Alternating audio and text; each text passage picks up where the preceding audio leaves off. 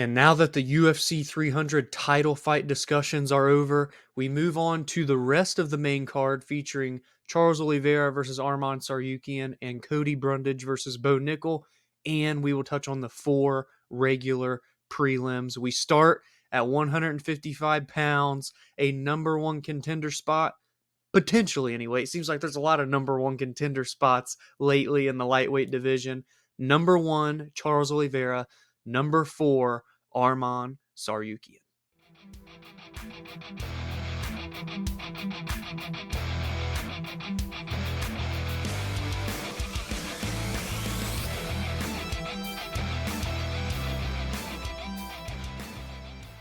"34-year-old Charles Oliveira has lost 1 fight in the last 6 years. And that 1 fight is Islam Makhachev in their title bout in October of 2022. Besides that, Charles Oliveira has been quite literally perfection.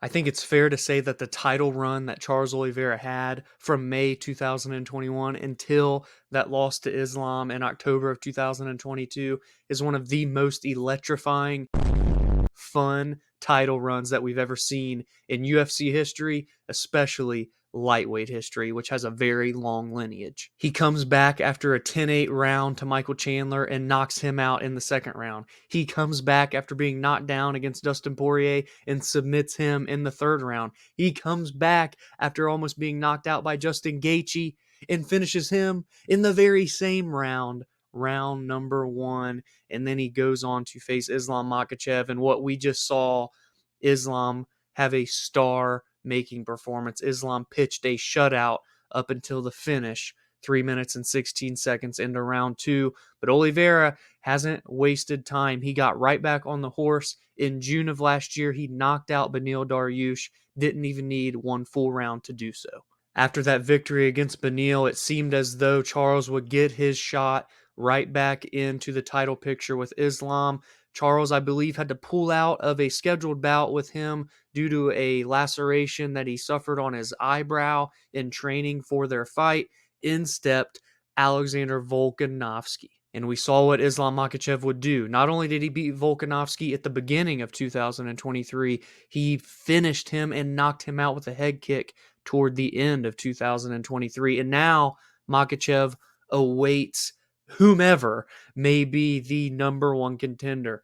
The first option, Dustin Poirier, who got a big win against Benoit Saint Denis at UFC 299. And now on this very card, we have 2 potential number 1 contender spots for the same exact title. I already talked about Gaethje versus Holloway. If you haven't seen that, if you're watching on YouTube, go check out that because I talk about the title picture there. And then we have this fight, Oliveira versus Tsarukyan. And let us not forget that when Dana White initially announced this fight, he said this. Number 1 ranked lightweight Charles Oliveira is taking on number 4 ranked Arman Tsarukyan in a number 1 contender fight.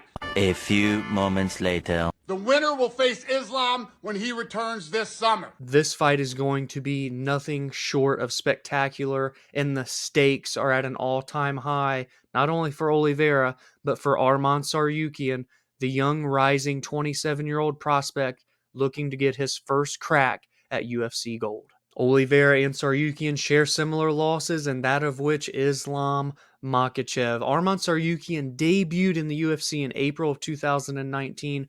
If I can recall correctly, it was relatively on short notice, and he took Islam Makhachev the distance. It went all 15 minutes en route to a decision loss. The only other blemish on his UFC record, which is 8-2, was a razor thin fight with Mateusz Gamrot, and one in which I thought he won, and a lot of people in the community felt that Arman won. One of the most high-level MMA bouts of 2022.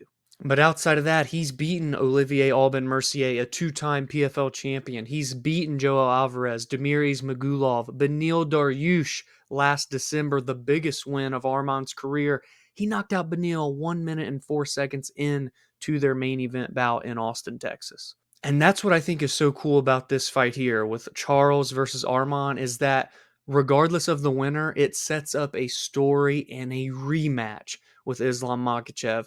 On the side of Charles, it is a rematch that happened already for the title, a long history between those two. Charles never got to face Habib, Nurmagomedov, and now he has built a bit of a rivalry, if you will, with Habib's protege. And for Arman, him and Islam go back 5 years. Two guys that were on the come up together, fought each other when they were both so green. Coming into this fight, Arman Tsarukyan is a more than 2-1 favorite with Charles Oliveira at plus 180 on the comeback. And that's been the story of the past few years for Charles Oliveira. He has been the underdog in all 4 of those title fights that I discussed. He got victories in 3 of them. He's built the biggest stardom point of his career based off of being an underdog. Can he pull it off one more time, beat Arman Tsarukyan, and get the rightful claim to face Islam Makhachev a second time for the lightweight championship?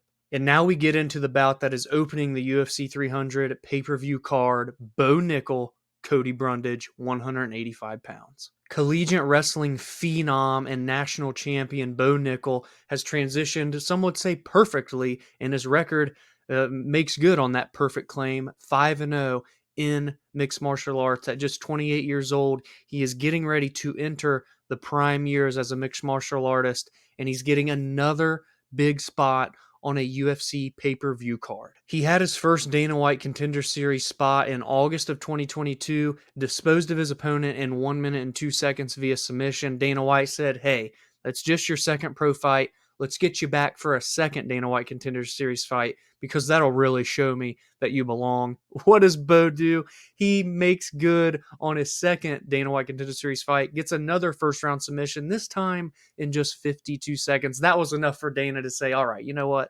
It's pointless to keep you coming back for this show. Let's bring you to the big leagues. And since being called up, Bo Nickal has still remained perfect. 2-0 thus far in the UFC. He debuts on a monumental card, UFC 285, in March of 2023, when John Jones made his illustrious return after many years off in his debut at heavyweight. And then he got featured on International Fight Week, UFC 290, last July, and now his third spot in the UFC is on the biggest card of all time, UFC 300.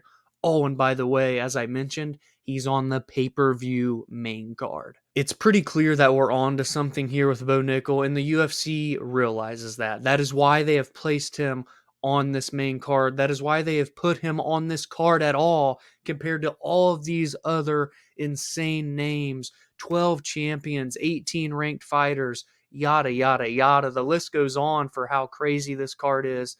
And yet Bo Nickal is the outlier, if you will. The young guy, the non-ranked guy, only 5 professional fights, but he's getting this opportunity to catapult himself and his stardom even further. And on the other side of the cage is 29-year-old Cody Brundage with an opportunity to play big time spoiler. He started his UFC run back in September of 2021, and it went 2-4 to start out. Now, he has won 2 straight fights.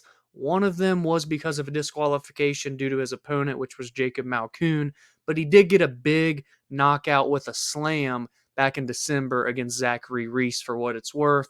So he's coming in here with a 10-5 record, and the odds are absolutely astonishing. Bo Nickal is a minus 2,100 favorite. Cody Brundage as an underdog plus 1,100. Now, I've seen a lot of people just doing small sprinkles on Cody, and I can't blame them with those types of odds.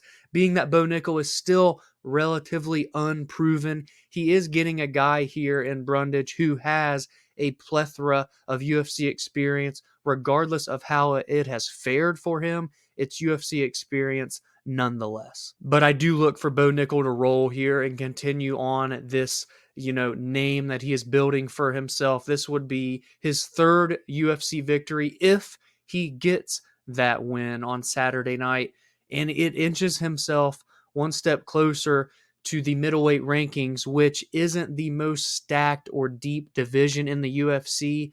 There's only so many more names the UFC can feed to Bo Nickal before he's forced himself into the top 15 at 185 pounds. Now we transition from the main card to the regular prelim spot. We've got 4 fights here to discuss. The prelim headliner before we get into the pay-per-view card Saturday night is a top 5 battle at light heavyweight, which may just determine the number 1 contender for the guys headlining UFC 300. We have Jiri Prochazka welcoming back Aleksandar Rakic.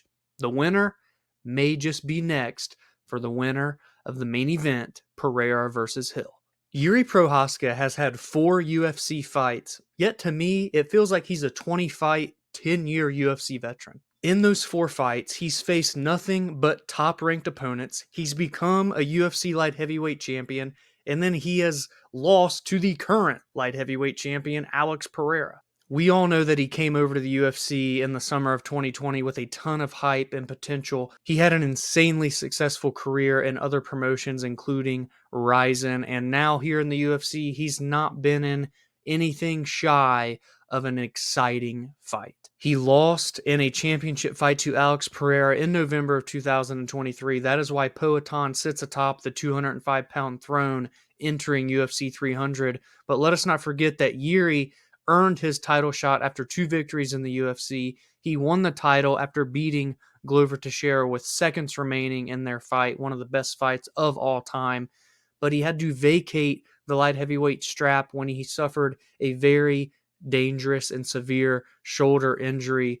So we've only seen him fight 1 time since then. It was in a losing effort, albeit a relatively competitive fight up until the finishing sequence in the late 2nd round. But he's back here, a quick turnaround, looking to make good on lost time because of his injury. But he's welcoming back someone who's, in my opinion, one of the most underrated fighters in the entire UFC. Aleksandar Rakic, the 32-year-old, is returning to fight for the first time in just under 2 years. He last fought May 14th, 2022 against Jan Blachowicz. It was a main event affair. That was a number 1 contender fight. It started out very competitive, back and forth, but 1 minute into the 3rd round, Rakic blew out his knee, tore his ACL, and was put on the sidelines. Before that fight, he had recorded a 6-1 record in the UFC light heavyweight division, with the only loss to former title challenger Volkan Oezdemir, and that was a close split decision. But he had beaten Devin Clark, Jimmy Manawa, Anthony Smith, Thiago Santos. He is a extremely precise, technical, and powerful kickboxer that minimizes risk and takes advantage of his opponents on the feet. So to me, this fight is super intriguing because Jiri is a wild man. He is just a samurai warrior. When they say fight style, it should just say samurai warrior for Jiri Prochazka. But for Aleksandar Rakic, he's so methodical, slow plotting, and can find spots when they matter the most. 15 minutes is all these guys have here, and those 15 minutes will determine the next number 1 contender in the light heavyweight division. Jiri is going to look to absolutely just overwhelm Rakic. We haven't seen him, and I'm saying him as in Rakic, face anyone quite like Jiri, and you can honestly say that for anyone that matches up against Jiri because he is that type of just rare commodity in this fight game. If Rakic can respond well with his counter striking, get a win, and maybe even get a finish victory by capitalizing on the fight style of Jiri, he's right there in the mix and should be next for the winner of the 300 main event. Next, we move to the featherweight division, where the number 8 ranked Calvin Kattar is welcoming the number 2 ranked bantamweight and former bantamweight champion of the world, Aljamain Sterling, up to featherweight. We knew that this move was inevitably going to happen for Aljo after he has mentioned it for the first time a few years back. He's now 34 years old. He became the champion. He defended his title, and then he lost his title at UFC 292 in Boston last August to Sean O'Malley. We've seen Sean O'Malley turn into the biggest active star in the UFC right now, and he has even defended the belt 1 time since against Marlon Chito Vera. Aljo bounces up to 145, and I think it's a division where he could have some very fun matchups, but this right here against Calvin Kattar by far isn't an easy matchup. Calvin Kattar is one of the best boxers in all of the UFC, and specifically in the 145-pound division. He is very strong, long, and rangy, and I look to see how Aljo will respond to that. Not only is Aljo coming up in weight, but he's going up against someone that is a complete opposite style of himself. Sterling is a grappler. He's known for his wrestling, his jiu-jitsu down on the mat, how strong he is on the mat when he gets his opponents down there. Calvin Kattar, though, to his credit, we have not really seen him have to go through that style of fighter, especially over the last couple of years. Yes, Calvin's lost 3 of his last 4 fights, but it is against the best featherweights in the world, all top 10 opponents. Max Holloway, Giga Chikadze, Josh Emmett, Arnold Allen. 2 of those guys have either been a champion or challenged for a title. Giga is on the come up, and Arnold Allen is still very much right there to get a title in the future. He's fended off guys like Jeremy Stevens, Dan Ige, Ricardo Lamas back in 2019.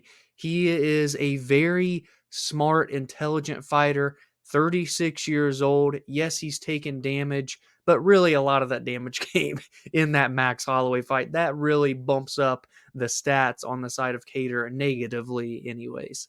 Again, we haven't seen Kattar tested much in the grappling, as I just said, but when he has been tested there, he has a 91% takedown defense. Now, Aljo proved, especially in that Petr Yan fight, that it isn't about how many times he gets his opponent there. It's that once he does get them there, they will not get back up. Aljo isn't going to be that outsized. Yes, he's going to lose some advantage in the height department by 4 inches, but the reach is only a 1-inch difference on the side of Calvin Kattar. Aljo is a very muscular, strong bantamweight. I think he will fill out relatively well here at 145.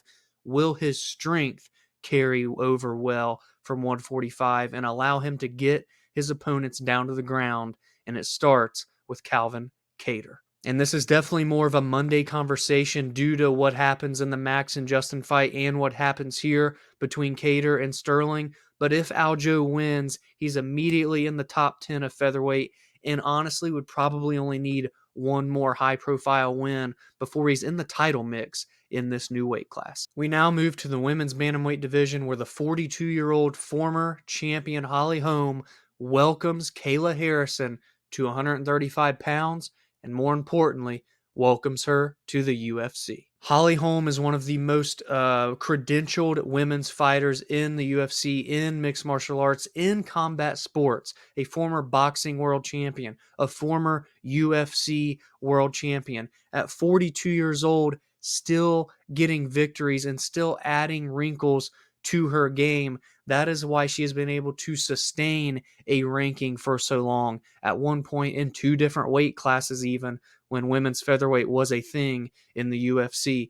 That is why she has been able to get wins when it seemed like she was on her way out, to prove people wrong. She's won technically 3 of her last 4 fights. Now I know she is coming off of a loss last July to Mayra Bueno Silva, but it did get overturned to a no contest after Mayra tested positive for banned substances due to her ADHD. So the last win for Holly Holm, though, was still in 2023 against Yana Santos, where she looked great. And she's really only lost to the best women in the world. Miesha Tate in 2016, Valentina Shevchenko, Jermaine Durandamy, which was a featherweight title fight, Chris Cyborg, Amanda Nunes, and then Ketlin Vieira, maybe the only outlier, if you will, in that losses kind of resume. But Ketlin Vieira is still very much so a talented fighter and a top-ranked opponent in this 135-pound division. And enter the 33-year-old, 2-time Olympic gold medalist in judo, 2-time PFL champion, and 16-1 MMA record holder, Kayla Harrison. Kayla Harrison won gold in the 2012 and 2016 Olympic Games, then moved over to mixed martial arts and debuted in June of 2018 and ran through the PFL lightweight division. She was a 2-time PFL champion. She's coming off of a victory last November against former UFC veteran Aspen Ladd, and the only loss on her resume is to Larissa Pacheco, the most dangerous woman in the PFL. Someone who, prior to that, Kayla had beaten 2 times. Kayla is in her prime, is a very, very good talent that trains with the best team in the world down an American Top Team in Florida, but there are still so many questions that the community has about her. Now, originally, I would say that her strength of schedule would be number one, but it being that this is at bantamweight, I think the number one question coming into UFC 300 is the battle on the scale Friday morning. I am recording this Thursday morning, so this will be out before the weigh-ins for her. If you're watching this on YouTube and if you're listening on audio, this has been released and they're weighing in shortly thereafter. But Kayla has never competed professionally in mixed martial arts at 135 pounds. She competed in the lightweight division, 155 pounds for women in the PFL for 3 separate seasons. And she has only had one fight, to my knowledge, that was it was either a 150 catchweight or 145 featherweight bout. And that was a quick stint down in Invicta during the pandemic where she defeated Courtney King via TKO. And a lot of people are throwing around shade and saying she won't make the weight. And I'm just here to say, and again, recording this beforehand, so I can't be held too much responsible here if ends up being a bad take. But she's had a lot of time to properly cut this weight. It's not like she came into fight week weighing 165 pounds and has to cut 30 pounds in 5 days. She just had an interview on the MMA Hour 2-ish weeks ago, and she said she was already around 150 pounds. So that's only 14 pounds really is what she needs to cut to make 136, as they're allowed the 1 pound allowance. So 14 pounds over the course of the final 2 weeks of training camp. I think Kayla's a professional. She's been cutting weight as a job for years and years and years, competing at the highest level. I think she is leaned down. If you've seen her on Instagram, she looks noticeably leaner while still being able to carry a lot of muscle mass, which is a very interesting thing to just wrap around your brain, how she still looks so strong physically. And we'll see what she looks like on the scale and entering the cage Saturday night. But if she gets past that first question of making the weight, people will then begin to discuss her strength of schedule. And look, my viewpoint on it is she was in the PFL. She took the fights that were offered to her. But regardless, this is a massive step up. But the UFC knows exactly what they are doing, because if they launch her in with Holly Holm and she beats Holly Holm, that is your next women's bantamweight title challenger. Kayla, known for her judo and her wrestling. Holly, known for being an amazing boxer and kickboxer. It's a clash of styles here. Can Kayla get Holly Holm to the ground? We've not seen many people have to try and do that to get victories over Holly. And Holly, for what it's worth, has upped her wrestling throughout her career. Yes, we don't get to see her use that takedown defense as often. It's sitting at 78%, but she's utilized a lot of clinch work later on in her career and being stronger than her opponents. Will she be stronger physically than Kayla Harrison to hold her against the cage, to keep herself off of the cage and away from takedowns? Because if she keeps this fight standing, this is going to be a very uphill battle for Kayla Harrison. Yes, Kayla's getting better. She's growing more comfortable in the striking, but this is a whole new ball game going up against a boxing world champion and someone with as high a pedigree in striking as Holly Holm. I very much look forward to this fight because this is a big addition to the women's bantamweight division that desperately needs new life. If Holly Holm gets the victory, the old guard reigns supreme and holds their spot. If Kayla Harrison gets the victory, the new wave comes in and earns a right to fight for the title. And last but not least, closing out the regular prelims, Sodiq Yusuff, the 13th ranked featherweight in the world, welcoming Diego Lopes to the rankings. Sodiq fought on the Contender Series in July of 2018, entered the UFC in December of 2018, and has amassed a record of 6-2 thus far in his UFC career. The losses to Arnold Allen and most recently Edson Barboza last October. When him and Arnold fought, they were still two guys kind of rising up the ranks in the back half of the division. It doesn't ring as true as a fight with them two would be today in terms of the high profileness of the fight. But his fight last October against Edson was that big moment, that big jump for Sodiq Yusuff to really make a name for himself in this division, and it looked like it was going to be successful. He starched Edson Barboza in the first round of their main event slot, got a 10-8, nearly finished Barboza, but round by round, Barboza, the seasoned veteran, clawed his way back and won the decision over the course of 25 minutes. If you're a longtime listener or viewer of this show, you know I'm a big fan of Super Sodiq Yusuff. I think he's an amazing personality, a very positive, like-minded person that just likes to spread positivity. But when he gets in the cage, he's a savage. He's a very methodical, fun fighter to watch go to work in that octagon. And Diego Lopes, he might be the UFC 2023 Rookie of the Year. He debuted on short notice last May and took the undefeated Movsar Evloev the full 15 minutes in a very close fight, then bounced back in August and defeated Gavin Ducker, and then in November and knocked out Pat Sabatini. Both of those fights combined for less than 3 total minutes of fight time. Not only is Diego Lopes an electric fighter to watch when he steps in the cage, but he's an amazing coach in the corners of fighters such as UFC Women's Flyweight Champion Alexa Grasso. He's with that amazing camp down in Mexico. Everyone wants to see Diego Lopes fight. This is the people's main event, it feels like, at least for the prelims. You could have at least 7 different people's main events on this 300 card if you wanted to. He's only went the distance 6 times in 29, what will now be his 30th professional fight. Sodiq, high level, methodical. Diego Lopes, high level, but a little bit more chaotic. Something's got to give. Sodiq wants to hold his spot in the rankings. Diego Lopes wants to snatch that spot in the rankings. So let me know your thoughts on those 2 fights on the main card that we talked about and the regular prelim 4 fights here in this discussion. And there is still one more discussion to go here on the YouTube. Coming tomorrow will be the 4-fight early prelim card. So if you haven't already, check out my title fight breakdown. Thank you for tuning in to this video, and be sure to check out tomorrow's video as well. If you are new, please be sure to drop a like on this video if you enjoyed it. Every single week, I'm giving my thoughts and opinions and breakdowns on the biggest fights in mixed martial arts. X's and O's I like to discuss, but I pride myself on hitting at the storylines.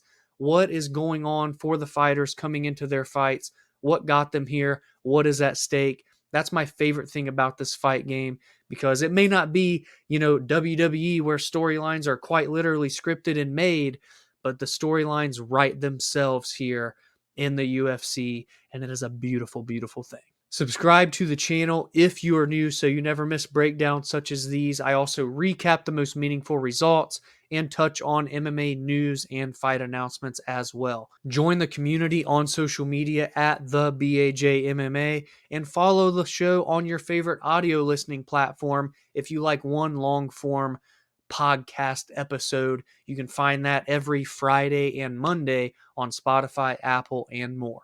Enjoy UFC 300 this weekend, because I know I will, and I'll catch you in the next video.